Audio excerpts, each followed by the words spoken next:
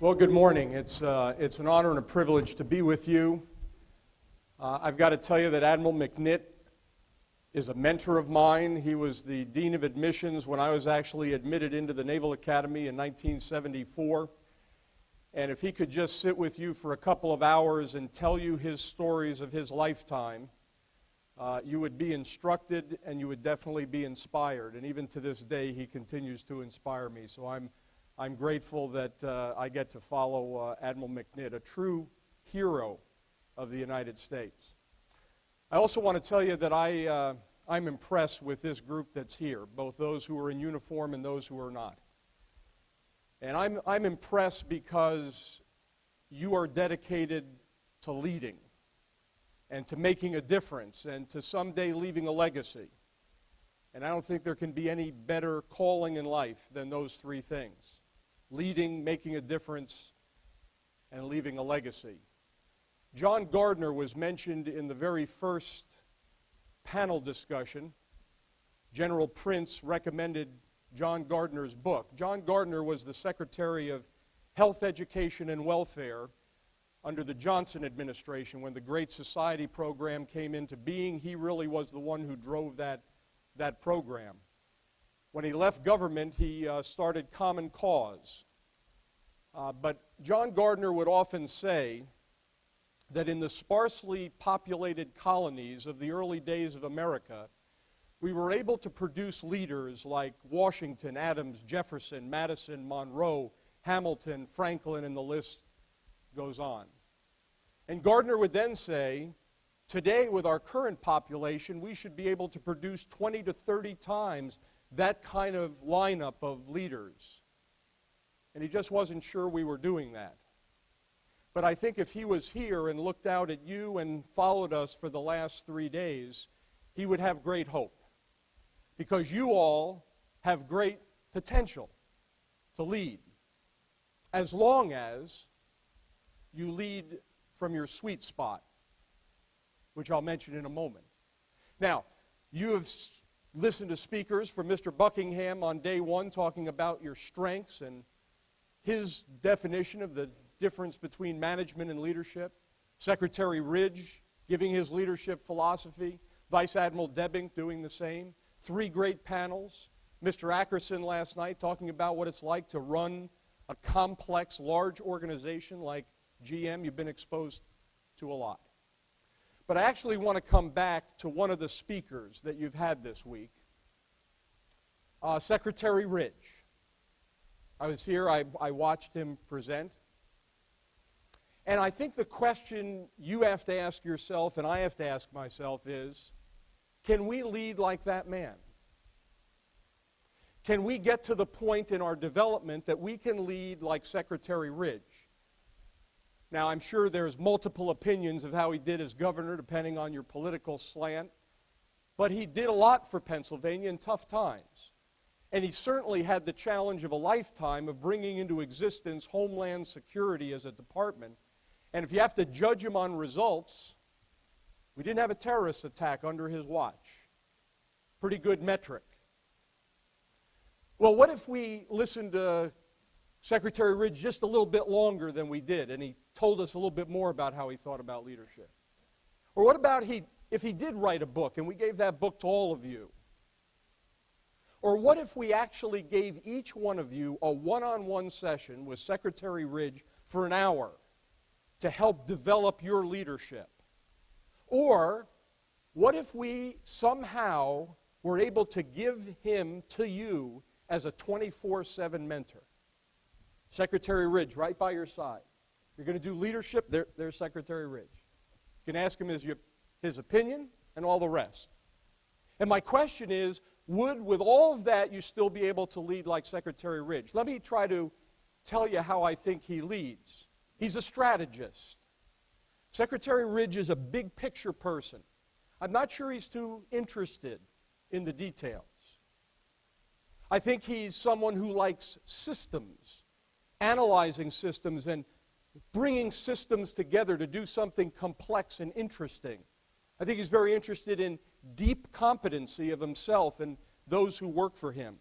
I think he's naturally very optimistic. and I think he's naturally very confident. It was interesting how he even said, you know, while you're doing this leadership thing, gosh, enjoy that you're in charge. And I guarantee you there are some who are sitting there today who have been in leadership positions who kind of say, wow, I mean, I did well, but I'm not sure I saw it the same way that he did. And you're probably right, because I don't think all of us could lead like Tom Ridge. And that's okay, because I've thought about the sweet spot. If you're a tennis player, you know that there's a position on this racket that when you hit it at that sweet spot, you can hear it, you can feel it, you know it's going to be to your advantage. If you're a baseball player, you know that there's a sweet spot on that bat at just that right point, not too close to the handle, not too far out at the end, the sweet spot. Golf clubs have the same thing. And I think each of us has a leadership sweet spot. I actually think there are 4 generalized sweet spots, and each one of you sitting there today, and me standing here, we have one of those 4 sweet spots. Tom Ridge has one of them. Dirk Debbink has one of them. Dirk, I've known since 1976. And I can tell you he doesn't lead the same way that Tom Ridge does. He's got a different sweet spot. So I think when we ask the question, are leaders born or made? As some have said, the truth is yes. But what we have to be careful with is what pieces do we develop ourselves as leaders and developing others as leaders. Now, I'd like to do 3 things this morning with the sweet spot. One is I'd like to take you on my journey of learning about this, what that looked like. 2 is I'd like to describe the 4 sweet spots to you. And the last thing I'd like to do is answer the question, well, so what? What's the so what of these 4 sweet spots if we're going to lead successfully and we're going to continue a cycle of success for ourselves and our organizations? How are we going to do that? So let me tell you a little bit about my journey. 1978, I became a platoon commander in the Marine Corps after I graduated. I served as a platoon commander, and then I served as an operations officer. But my next billet was one that I didn't expect, and that was that my battalion commander called me in one day and said, we've got a lot of problems in the financial management area. And I need you to come out of operations, which is what I enjoyed, and go do this financial management piece for the battalion. So I really didn't have much of a choice, so of course I said yes, and I took on this financial management responsibility. My boss was a guy by the name of Major Ball. I was a first lieutenant. In the Marine Corps it goes second lieutenant, first lieutenant, captain, and then major. So he was 2 up from me, and he was my boss. He was the logistics officer for the battalion. And one of my responsibilities, I knew, was to every week provide him a report on how the money situation was for the battalion. So dutifully, on a Wednesday, I would begin to develop the brief to give him for Friday. And there was no PowerPoint in that day. I can remember actually using, you've probably never even seen these, they're called transfer letters. And what it is you buy a sheet, it's clear, and it's got letters. It'll have like 6 A's, 6 B's, all through the thing. And you would rub on the top, and it would rub the letter onto a piece of paper. So I would do this manually. And my report was about 7 pages long to explain what was going on in the budget environment for our battalion. So Friday, I'd carry up my cool little notebook. And I mean, I was excited because I put a lot of time into this thing. And I'd lay it out in front of Major Ball, and I'd go page by page by page, and he'd kind of nod, okay. That was it. He didn't say good. He didn't say, hey, that's nothing. It was always, okay. I mean, I spent hours on this. Didn't say anything, but this was frustrating to me. And then I saw an advertisement for a conference that was being presented by the American Management Association, AMA, still around today, mainly for civilian executives. And it was one on leadership. And I had come from the Naval Academy, had taken some leadership courses. I had led a platoon. But I thought, I'd just be curious about what they say from that perspective. So I paid my own way to go to this conference, and I sat through it, and one of the things they talked about were these 4 personality types. They gave you a little instrument. It wasn't the Myers-Briggs. It was another one. And I think it was really the first time in my life that I was awakened to the fact that everyone is not like me. Now that seems strange, and if I asked you true or false, is everyone like you, you would obviously answer, well, no, everyone's not like me. However, I've been around leadership long enough that most people lead as if everyone was like them. We communicate with others as if they were like us. We teach others as if they were like us. We want to learn from people that are just like us. I had never really thought about it, and what struck me was my boss didn't want details. He was a big picture guy. So that next week on Wednesday, I didn't worry about any of that stuff. I drew a hand-drawn graph, 1 page, that showed what the money was doing. I was a little concerned because I thought maybe I was going a little too far on this. But I come in with my 1-pager with a hand-drawn graph that took me about 10 minutes to do as compared to 7 hours to get this other thing done. I put it in front of him. He almost leaps out of his chair. He says, "That's great, look at that. Now I know exactly what's going on." I thought, what are you talking about? This other stuff, all the pages and this. But that's what he wanted to see. That's where he was coming from. And I began to think about these differences in people, both as leaders and as we're trying to lead other people. My next experience is I was a major at this point in time, so I had moved up a couple of levels, and I was at the Army Command and General Staff College in Fort Leavenworth, Kansas.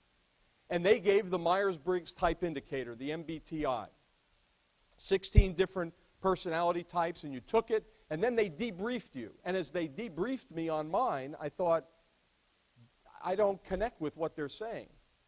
I don't see myself that way. But then I listened to the debriefs of my fellow students and realized, wow, whether it's right or wrong, there's a lot of difference out there. And then as I paid attention for the rest of the school year and watched those different people lead and teach and study and interact, I realized, okay, everyone does not do this the same way. Then I became the Commandant of Midshipmen at the U.S. Merchant Marine Academy in Kings Point. And one of my desires was to do the MBTI up there. And I looked into how much it cost to get people to come do it, and it was very, very expensive.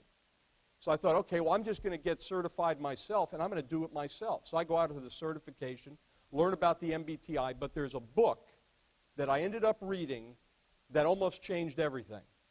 And the name of the book is called Please Understand Me, with the Roman numeral 2 next to it. Please Understand Me 2. By a guy named Keirsey, K-E-I-R-S-E-Y. And he talks about 4 different temperaments. And then he translates those temperaments into 4 different leadership intelligence types. And I said, he's got this. And when I read the section that was like me, I said, now that's me. That's how I do things. And then I thought about other people around me, including my wife. I don't know if it's in my bio or not, but I have 10 children. So I got a lot of people to watch, okay? 6 boys, 4 girls, ages 29 to 13. Yes, they're all mine. Yes, it's all with the same wife. And yes, we know how it happens. So we have 10. And I read this, Please Understand Me, and I start looking at all those different children and go, okay, I get it. But the next part of the journey would be Marcus Buckingham and reading his book, Now Discover Your Strengths, where he said, maximize your strengths and manage your weaknesses. Maximize your strengths, manage your weaknesses. And it almost gave me a freedom to say, yes. Yeah, I have a better understanding now of what that sweet spot is, and this gives me the freedom to say, I'm going to go for it. I need to keep leading out of that sweet spot. I can't ignore the other pieces, but I need to lead from the sweet spot. And that became my journey. But let me share with you these 4 sweet spots, because I think they're critical to understand, to show you that you're one of them. Now, you can have pieces of all 4, but one of them, I believe, is dominant in your life. Now, the idea of 4 different sweet spots actually goes all the way back to 370 BC with Hippocrates. And then Plato defines 4 types. And there's this continuous movement over history of looking at 4 types in general. Now, this guy, David Kiersey, is a former Marine Corps fighter pilot. He comes out of the Marine Corps in the mid-50s. And after he comes out of the Marine Corps, he goes and studies psychology and begins to look at these temperament types, and eventually becomes really the foremost authority on temperament in the world today. He's got a great website, Kiersey.com, that gives you background and more information than you need. But let me expose you to these 4 places, these 4 sweet spots, and then talk about what is the so what. Okay, this is the first one. It's called the artisan. These names, the 4 types that Kiersey uses, all come from Plato, the translation of his Greek into English, and this is how Kiersey came up with these 4 types. Now, the words up there on the screen, and by the way, don't try to write all these words down. I know some of you are like, you got to have the notes and you got to have every word. I wouldn't worry about it. If you really need it, my email address is athens@usna.edu, just the last name Athens at USNA. I'll send them to you, okay? So don't worry about writing them down. But here's the artisan. The artisan is operating in the present. In the present.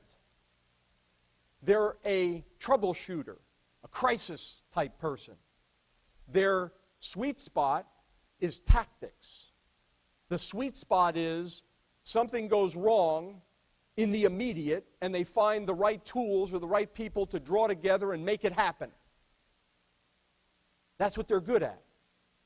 They're not long-range planners. They're very short-range planners.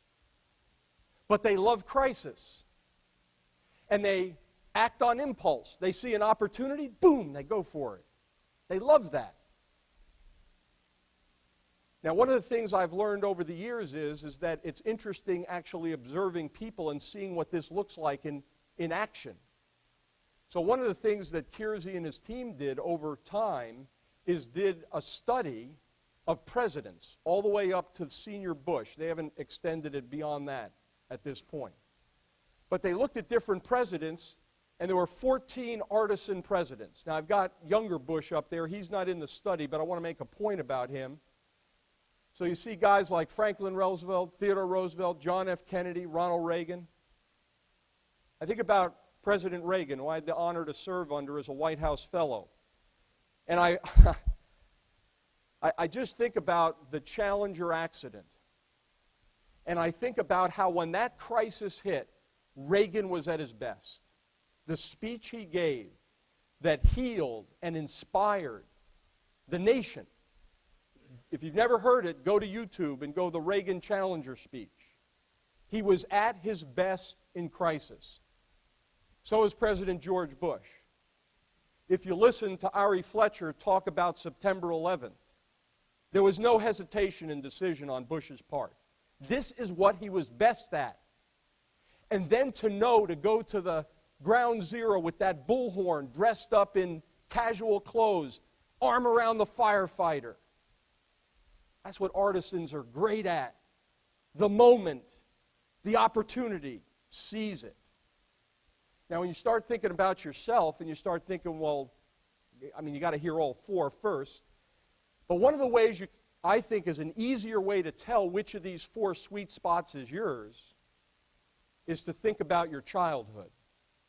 When you were younger, how you really did things. Because a lot of other stuff can get in the way of where your real sweet spot is, and sometimes it takes some rediscovery to get back to it. So I think about my son Andrew. Andrew's 23 now, but when he was 8 years old, and he's an artisan leader, that's his sweet spot. We were living in Denver, Colorado at the time, and we lived on a cul-de-sac and there was it was kind of an L into a cul-de-sac, and BMX biking was big-time stuff then. So he had a BMX bike, and I had built him a ramp that you could use with the bike. And I watched Andrew and his friends every day out in the cul-de-sac, and they would bring their bikes around, jump over the jump. And I began to already have known Andrew well enough to know that's just too routine for Andrew. So I was just waiting for something different to happen, because artisans don't like to be kept in the box. There is no box for artisans. There's just opportunity. Opportunity everywhere.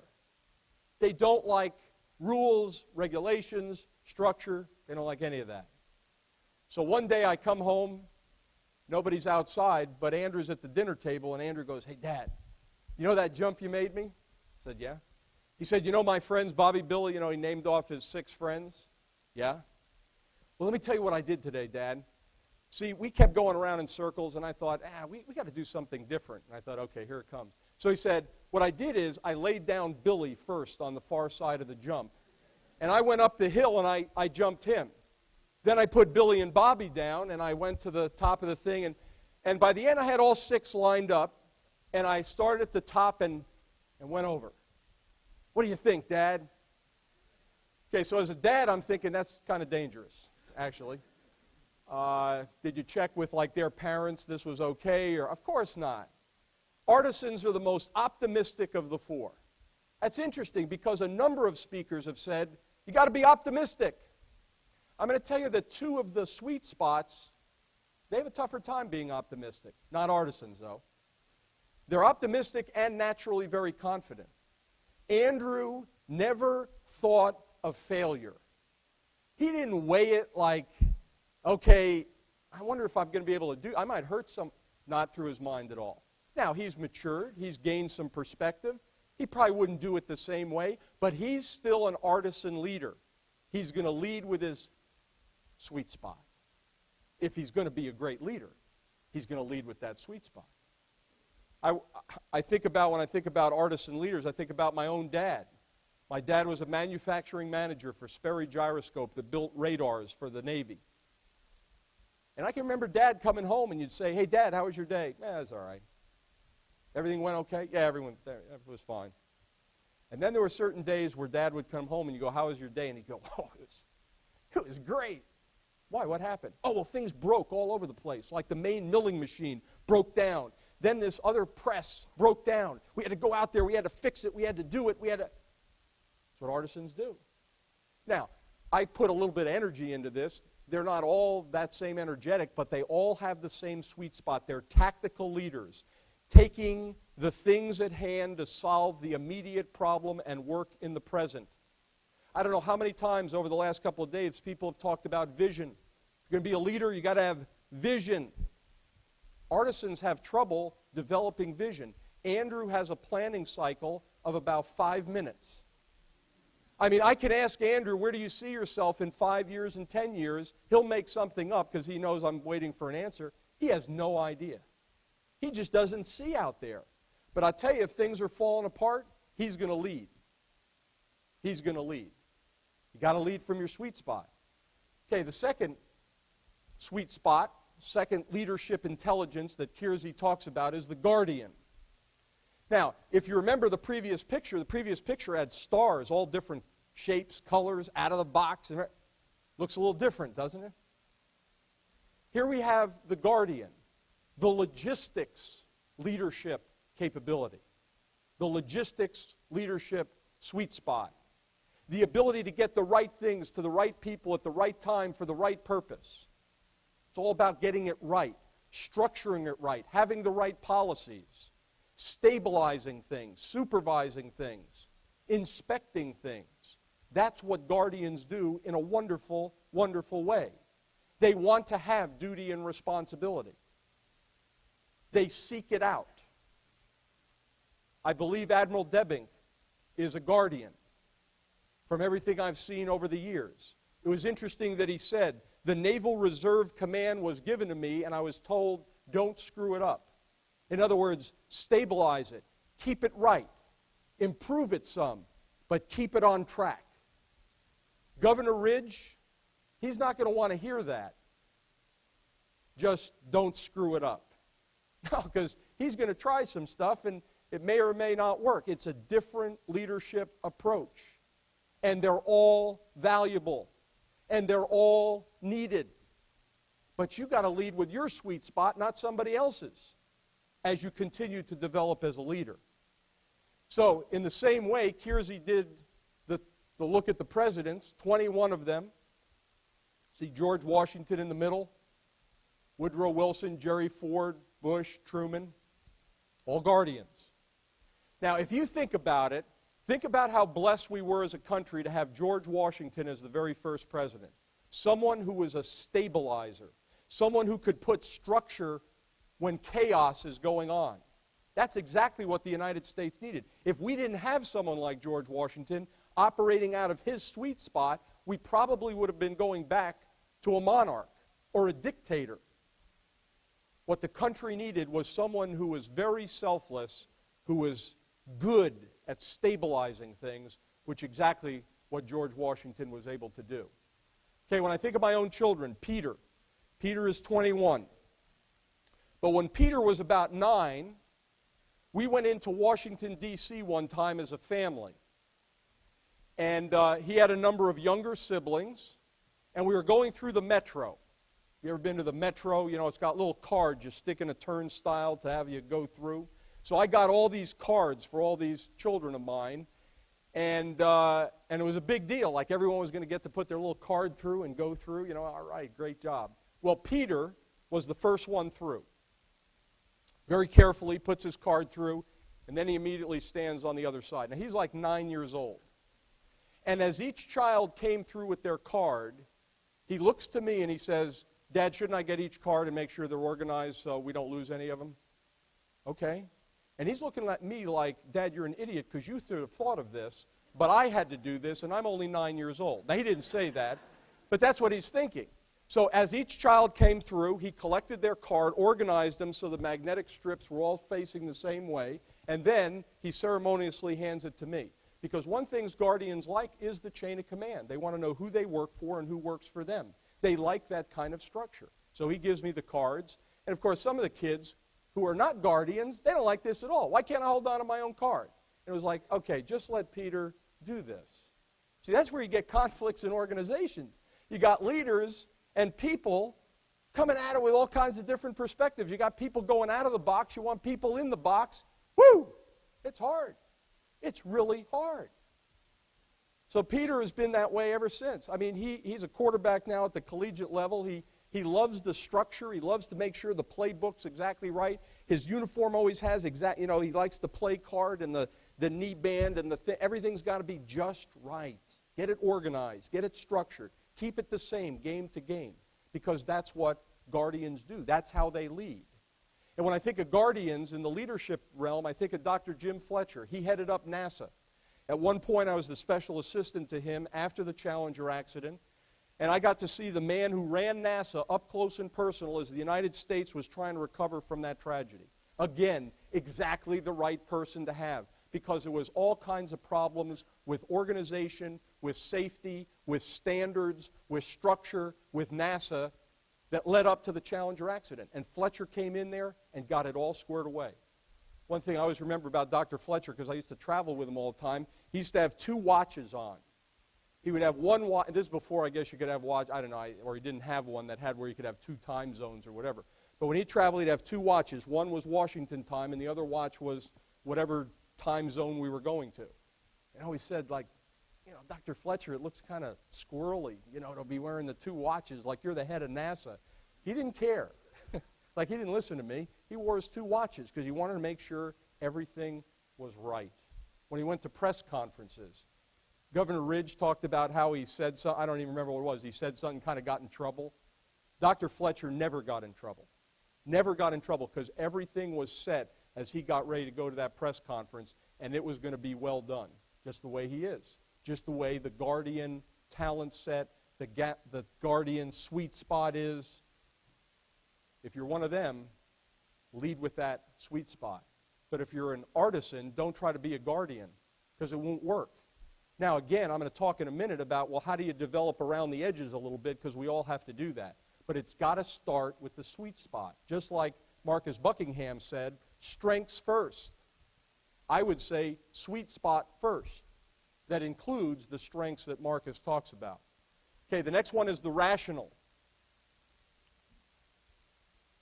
Now, there's a lot of different ways you could depict it, but here are books. Not all rationals are deep and aggressive readers, but many of them are. Rationals are very interested in competence. They want deep competence. I think Tom Ridge is one of these, by the way. And I think Tom Ridge gave it away a little bit when he talked about how much he had read and studied about Gettysburg. He wanted to go deep and understand it. The rationals are our strategists. They're the people who do have the big picture. Vision is easy for them.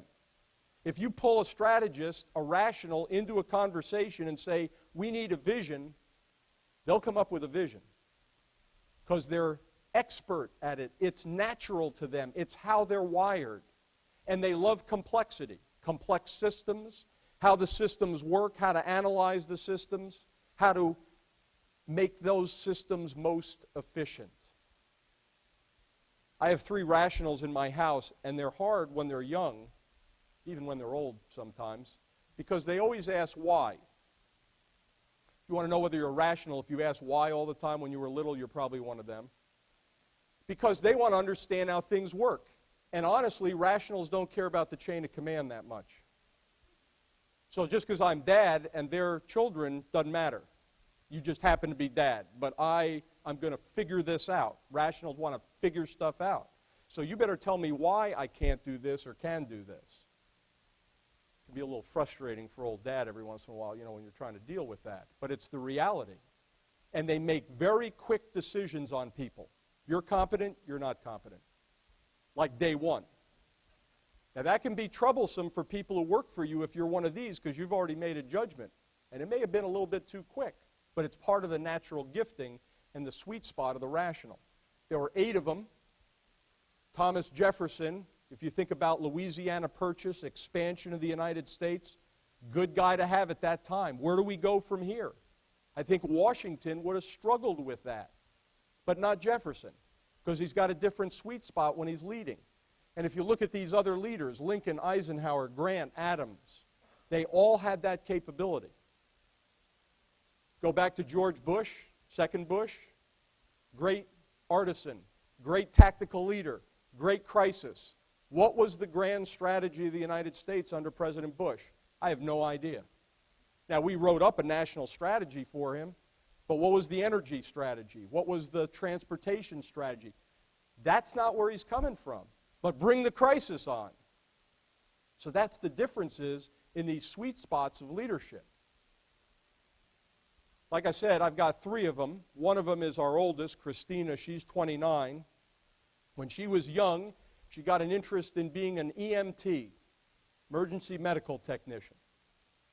So she goes to EMT school, or, the classes to get certified. She gets certified. And then she's like, well, I don't know, you don't know that much as an EMT. So she wanted to get to the next level of competency, which meant that she was going to be a high-angle rescue EMT. So she learned how to do the jaws of death and get certified that. Then she got certified as an ambulance driver. Then she got certified as a scuba qualified EMT. And she'd eventually find herself at ground zero on 9/11 as an EMT. But she was prepared because of that drive for competency, that ability to see the big picture of what was needed. She did great things at 9/11 because of leading from her sweet spot. She's now a physician assistant. The first day, she had graduated from James Madison University as a PA. The very next day, she was in an emergency room at a hospital. That first day when she came home, she said, Dad, that emergency room's really screwed up. Here are the 7 things that they need to do to fix it. I said, Christina, that's really great, but you just graduated the day before. I wouldn't go tell the big guy, hey, here are the 7 things you need to fix. But that's how a rational thinks. That's how they want to lead. And if you're one of those, lead from your sweet spot. The last one is called the idealist. The idealist is the most empathetic of all of them. We talk about leadership having to do with human relations, understanding people, but they're the best at it. That's actually their sweet spot. Their sweet spot is diplomacy. They're able to take warring people and somehow find common ground. They're the ones who come up to you and go, hey, is everything okay? And you're like, how would you know something's not right? But they know. They just do. And they're very interested in people's growth and development and furtherance of their ability as a person. And again, you can see all these different words that go with it. There's never been an idealist president. Now, there's different theories of why that is. Some of it probably has to do with just how politics is. It is very difficult for the idealists to go as far as they need to in the political arena and still retain who they are. But there have certainly been idealist leaders. Eleanor Roosevelt, Martin Luther King, Mahatma Gandhi, and many others. But they lead in a different way. They lead from the idea of human potential. They lead by inspiration. They lead by diplomacy. They don't lead by crisis management. They don't lead by structure. They don't lead by strategy necessarily. They lead by this human relations piece. That's their sweet spot. One of the idealists in my family is my second child down, Arthur. He's an Army combat engineer. He can't even add two numbers together. I don't know how he's been so successful. But actually I do.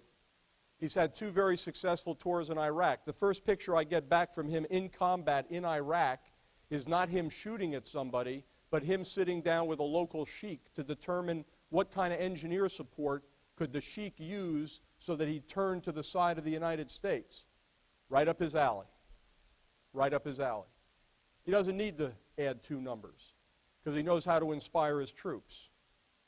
I mean, he's learned a little bit of how to add a couple of numbers to build bridges every once in a while and that kind of stuff, but that's not his sweet spot. But when he was young, he was in 9th grade.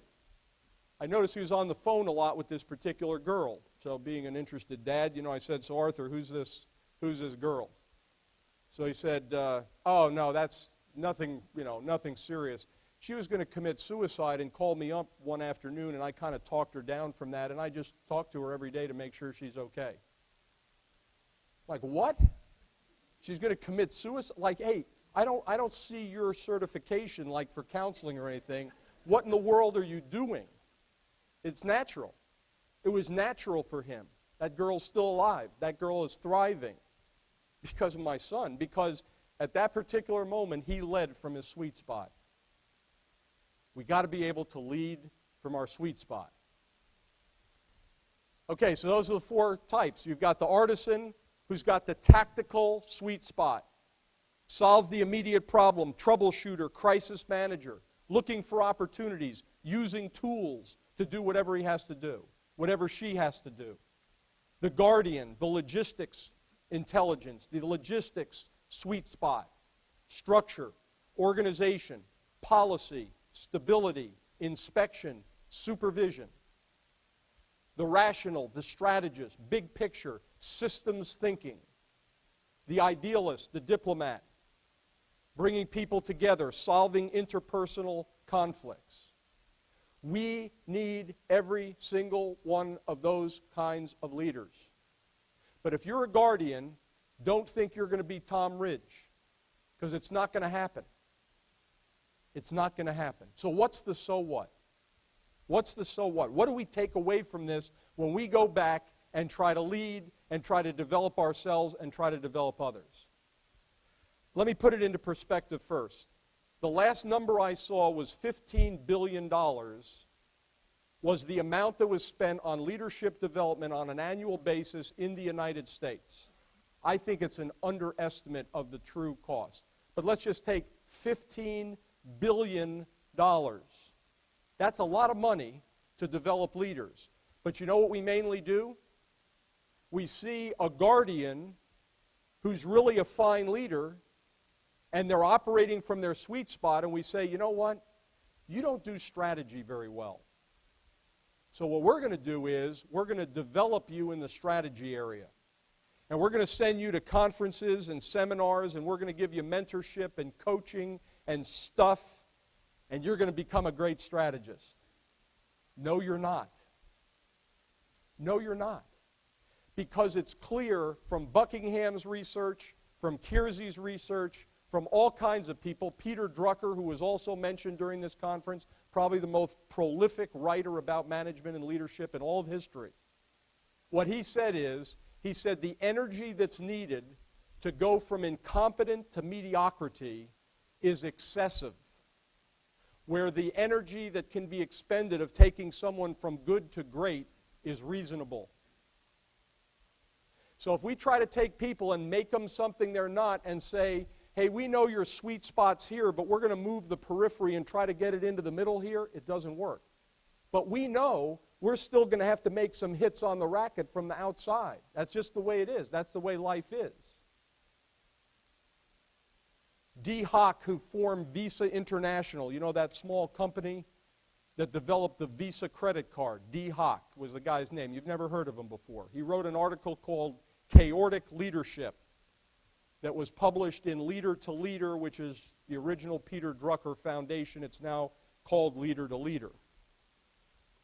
And D. Hock said that great leaders spend 50% of all their time on self-leadership. 50% of their time on self-leadership. Not leading those below them, leading themselves. So if we're going to do that, the so what becomes, first of all, how do we figure out where our sweet spot is? Well, I think first of all, we've got to reflect. We've got to take some time and think through, when have I been successful as a leader? When have I hit my sweet spot or felt like I hit my sweet spot? Was I doing tactics, logistics, strategy, or diplomacy? I think part of the reflection is every time we're in a leadership position to think back and say what worked and what didn't. Where were my strengths and where were my weaknesses? By the way, I believe in Marcus Buckingham's strengths piece as well, which is another element to this, and I think these two things combined are very, very powerful to figure out what kind of leader you are, and it takes some reflection. I think we also need to ask other people. Ask people who know you well and say, how do you think I lead? What do you think are my leadership strengths? When you watch me do this, how do I show proficiency to you? And you may even give them the four, the tactics, the logistics, the strategy, and the diplomacy. Where do you see me in those four? The other thing is, I think we have to study.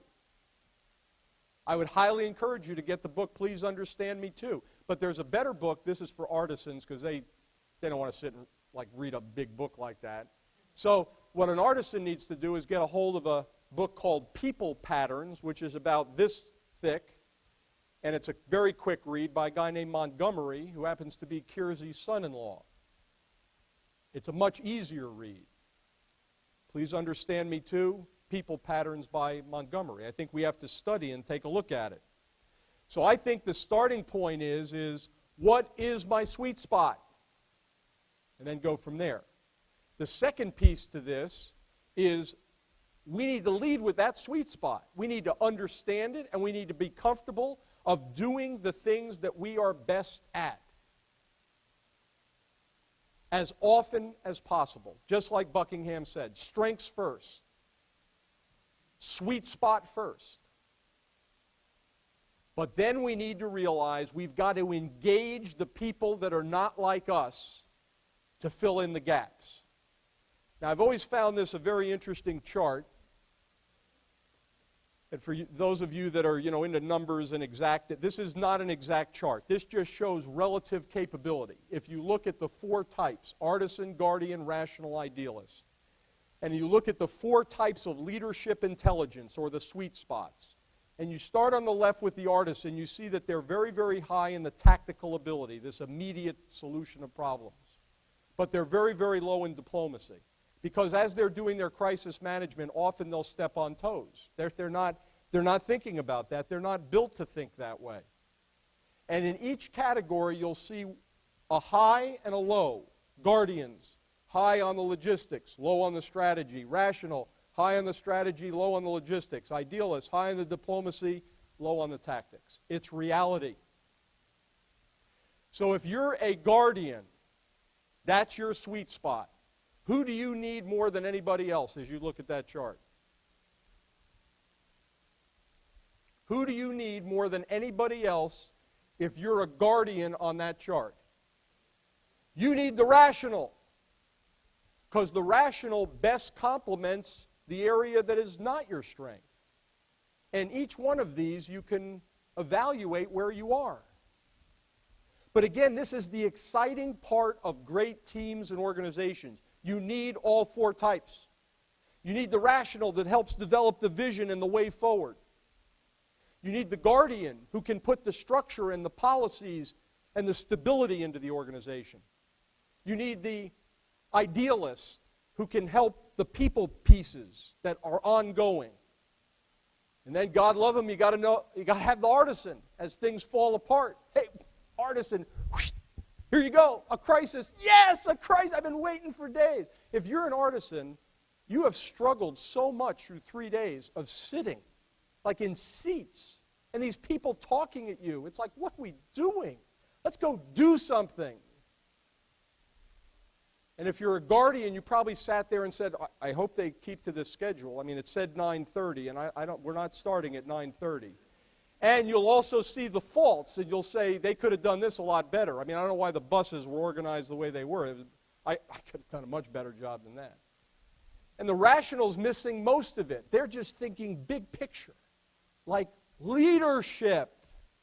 And I'm going back to my place, and I'm going to give it vision. And the idealist is saying, I hope everybody likes me, and we can get along with each other, because I want to make sure we're okay to get. I mean, that's the way life is. That's the way relationships are. My wife's not the same as I am. I've had to learn these things to be able to get along well with her. And all those children, figuring out where they were, not to try to make them like me, but to try to empower them in the area that they are. But great leaders figure out what their sweet spot is and realize they can't do everything. No single leader can do all four of those intelligently. Never met one yet, never will. Never. The great leaders are aware of it. They lead with their sweet spot, and they gather those people somehow. Even in the military, when you get thrown with people, you'll find these different kinds, and you've got to be creative of how you bring them together to serve well as a team. And the other piece to this, as far as our own development, if you see opportunities that are going to use your sweet spot, sprint to them. Get to them as fast as you can. Say, here I am. I'm ready. I got the sweet spot. You got a crisis? Got it. Or if you're a guardian, you need structure? I'm here. You need a vision? Here I am. You got people problems? Here I am. And at the same time, you've got to realize, yeah, I can improve on the periphery. I can improve on the periphery. If I'm an artisan, I can get a little bit better at diplomacy. Be more sensitive to that. Be a little bit more organized. Try real hard to have just a little bit bigger picture. And each of those, we've got to develop around here. But if you spend all your time working on the periphery and not working on that sweet spot, you're going to miss the opportunity to be the great leader you can be. I'm convinced of it. Let me close with one final story. This is the patch for Marine Aviation Weapons and Tactics Squadron 1. It's located at Marine Corps Station, Yuma, Arizona. I was fortunate to serve there between 1988 and 1991. It's the Top Gun, if you've ever seen the movie Top Gun, for the Marine Corps. But for the Marine Corps, we not only have aviation involved, but we also have ground forces involved because of the way the Marine Corps is organized. Hand-selected staff. You bring in the best of the best to come train them, make them even better, and send them back out. That's the main mission. This is the finest organization I've ever worked for. The commanding officer was a rational, Colonel Mike Ryan. Big picture, strategy. It was 1988, and his vision was prepare our aviators to fight in the desert. 1988. 1991, or actually 1990, Saddam Hussein goes into Kuwait, and we have Desert Shield and Desert Storm. 1988, Mike Ryan was the one who saw where we needed to prepare. Everyone can't do that. But he was rational. That was his sweet spot. His executive officer, second in command, was a guardian. Structure, precise, inspect, etc. His operations officer, who ran kind of the day-to-day stuff, an idealist. There were tons of egos in that place. And the OPSO knew how to handle each of those egos to perfection. And there were tons of artisans in the unit. And I can remember one day when we were going to have our final exercise, which has about 200 planes flying, ground forces on the ground. It's the culmination of a 2-month package that you present to these top folks that come in to be trained to be even better. And Colonel Ryan received the brief, the commanding officer, on this final exercise, and he kind of listens to it, and everybody's kind of nodding their head, and he says, I'm not comfortable with what we're doing. This is about at 7 p.m. at night. We're going to kick off at 6 in the morning with this exercise. This is a huge operation. He says, I don't think it's going to work. Now, I'm not sure there were that many people in the room other than other rationals that could picture this well enough to understand somehow he saw things that others didn't, that it wasn't going to come together. And he said, okay, it's 7 o'clock right now. You guys have until 1 in the morning. I'm coming back at 1 in the morning. I'm going to receive the brief. If it's not right, we're going to cancel the final exercise. Like, that's unheard of. That would have gone all the way up to the Commandant of the Marine Corps as being a failure on the part of this unit. So he leaves the room. And the first person who steps forward is the OPSO, the idealist, because he realizes everyone's going to be really upset. And he immediately just calms the atmosphere. He listens to people, he lets people vent a little bit, but then he gets them back on track. And as soon as they're back on track, the executive officer steps forward to sort of organize, okay, this group needs to go work on this group needs to go work on that. And then the artisans were right in there with the, okay, this looks like a crisis to me, so I got some solutions, and they're bringing forth the solutions. It was incredible. At 1 o'clock in the morning, it was briefed back to Colonel Ryan, and Colonel Ryan said, this will work. Let's fly it. 6 in the morning, 200 aircraft plus go out and do the final exercise. I watched Colonel Ryan lead from his sweet spot. But I watched Colonel Ryan understand the sweet spots of others around him to be used in a powerful way day to day, but there were certain times where it just became so clear of how he orchestrated that. That is leadership. That's leadership. Using your sweet spot, understanding it, applying it to the max, and then engaging the other sweet spots to allow them to do what they do best, which is going to bring great enjoyment to them, to move an entire organization forward. It takes work to figure out you, figure out others, and then to execute. You've heard a lot while you've been here for 2.5 days. Every single one of us needs to commit themselves to one thing. And it doesn't have to come from my presentation. That's up to you.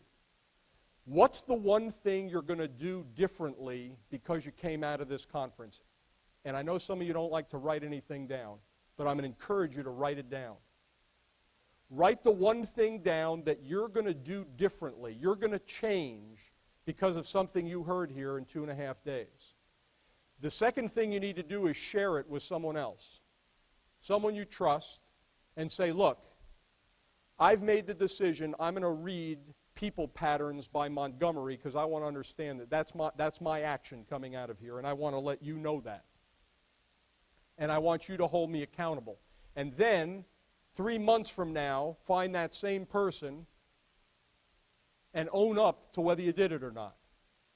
And if you're on the receiving end of the accountability, you might want to remind the person, not like an idiot about it, but every once in a while. So choose what the one thing is you're going to do differently. Share it with somebody else. and then be accountable towards that one thing. It will make a difference. Because too many times people come out of these conferences with all kinds of ideas that are out there and you act on nothing. And that won't make you a better leader. Pick one, share it, be accountable for it.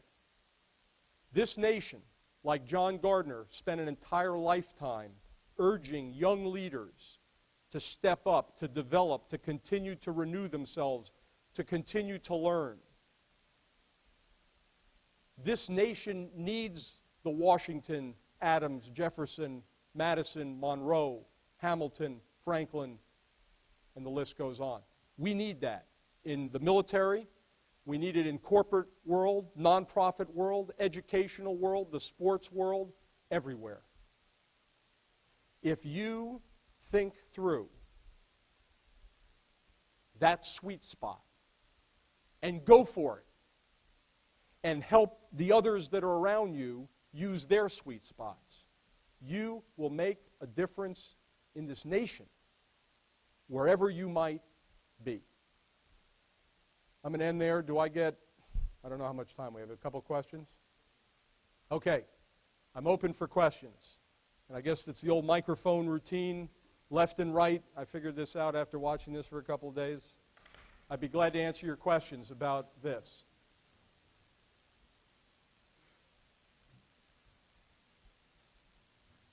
It's always a challenge with that microphone, isn't it? Yeah. It sounded like it might have gone on. Go ahead. Tell me your question, then I'll repeat it. My question is... Oh, there it is. Oh, magic. My name is Angela Brosnan. I'm representing the Pennsylvania State University here. Okay. My question is, what type of leadership do you think is lacking right now in Washington? What kind of leadership is lacking in Washington? First thing I want to say is Penn State's a great school. I went up and talked to all their coaches a couple of months ago. Coach Tambroni, who's their lacrosse coach, is a good friend of mine, and he gave me a cool Penn State lacrosse sweatshirt, and I love to wear that. That's just a side note. But anyway, should have been wearing it today. I should have worn it today. What's needed in Washington? First of all, I have to tell you, I'm not an expert in the political realm, but if I look at the different types of folks that are out there, and I look at the presidential temperament piece as to what kind of presidents have been what kind of temperament, I still think that strategy, above all, a clear strategy in every area of where we're heading is still needed. Eisenhower was the last strategist that we had. And you know the transportation system that you operate in, all these roads with blue numbers and all that? Eisenhower had a vision of how that would all work. I think that's still the starting place where we need to be. That's irrational. So if you're irrational, go for it. Go ahead. Mr. Athens, I was interested your perspectives on mental illness, comparing these different kinds of personalities, and one, ways our educations are treating special ed programs and other things like that. Are we treating these people as special because they're one of these personality types, or is there something actually different about them, or is there any research extra upon that that really goes into what you were saying in this conference? Okay, so first I get a politics question. I'm not really a politician, and I'm certainly not a mental health person. But let me tell you one piece that I've seen. And I don't know if this is where you were going or not, but I do think that we have categorized particularly artisans with attention deficit deficiency when all they were doing was being artisans. And I've seen it in my own children. Artisans tend to be those that don't like to sit in class. Every time they see an opportunity or something at the moment, they're looking for it, and it just naturally leads to that way. But if you're going to ask me to go any deeper than that and go into other mental health issues, I'm just not qualified to do that. I work in the area where we're talking about leaders that are, in general, we're fairly mentally healthy. Sorry, I couldn't help more on that. Thank you, sir. Go ahead. This is not going to be like a physics question or something, is it? Okay. Colonel Athens, I really enjoyed your presentation. Cadet Wilkener from Texas A&M University. My question is, what advice would you give to someone who feels like they're maybe 50-50 on, say, like a Guardian, Artisan, or 40-60, and they don't know, they kind of feel like they're one of both? Good. Well, if I spend enough time with you, I probably could help you narrow it down. However, what I said is before, you could be, we all are combinations of these to some degree. And the thing is, I wouldn't worry about it. I'd figure out the sweet spot, even if it combines two, and go with the two. I normally say, though, that it's pretty tough to be a combination of like a guardian and a rational or an idealist or an artisan because they're so opposite each other. But again, over time, we develop some pieces of this on the periphery of our racket. But I don't want you to walk away here saying, boy, and actually there are some types that would be more like this, who would walk away and go, boy, I'm really concerned now. Like, I don't know which of those four I am, and I don't. Go read Please if you are concerned, read Please Understand Me Too, because it goes into enough detail, you'll find yourself in that. But I don't worry about when you have these other pieces. Some of it just might be skill development over time, and that's fine. But I still believe one of them is the sweet spot. Go ahead. Morning, sir. I'm Chairman First Class Smith, Rensselaer Polytechnic Institute. As future officers, what do you suggest? Like, what is your advice for us, for us to stay true to our sweet spot when we're in a structure and an environment that is so structured with a legitimate chain of command that we have to follow constantly? Right. By the way, I should have given you the percentages in the United States. 40% of America is artisan, 40% is guardian, 10% is rational, and 10% is idealist. In the military, the artisan number is military officers, because I've never really seen the enlisted statistics to the same degree. The artisan is much lower in the officer corps. Guardians are much higher than the national average. Rationals are much higher. Idealists are even less. Okay, so the military officer corps is a very guardian, rational, controlled type of environment. And I think what you're going to find is that a lot of it's going to depend on your boss more than the big system, how you work with that individual. The truth is you're going to work for some people that don't buy this, don't care about that you're different and the rest, and you're going to have, that's where when you find the opportunity that's going to use your sweet spot, run to it. And I guarantee you, even in I don't know what you are, but let's say you're an artisan, even in the most structured environments, the artisan will find those opportunities to break out and do, if they're looking for them, and then to use that talent as best that they can. And I think the other part is, if you're an artisan and you got to do something detailed and structural and all that, you can do it.